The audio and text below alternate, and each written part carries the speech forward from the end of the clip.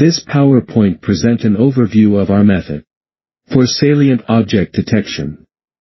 We have made some improvements with just single model and single scale. Before we start, let's introduce the data set and its characteristics. Salient object detection data set using images taken by visually impaired people seeking to better understand their surroundings. This data set contains unique characteristics, including a higher prevalence of text in the salient objects. Based on the data, we analyzed the difficulties of the data set. Firstly, most of the images have motion blur. Some cannot distinguish which one is considered as salient object. Thus the whole picture has no score, and the labeled box itself has a large range of variation. So there are some problems in the processing of the boundary.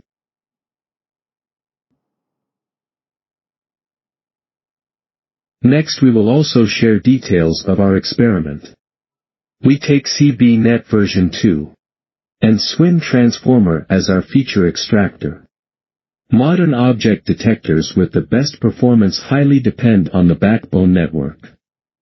Its progress brings continuous performance improvement by exploring more effective network structure.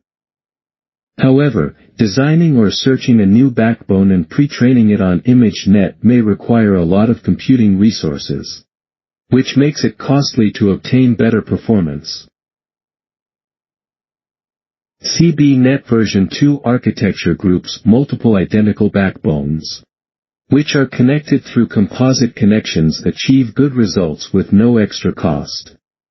Transformer is playing an important role in the field of computer vision. It is a powerful backbone. When we replace the backbone with SWIN transformer series, the results have been greatly improved. In addition to using data augmentation, we have made some efforts in data processing, random center crop, and mosaic to process the image and make the salient object more prominent. These are some of our parameters and the final results. We finally won the third place.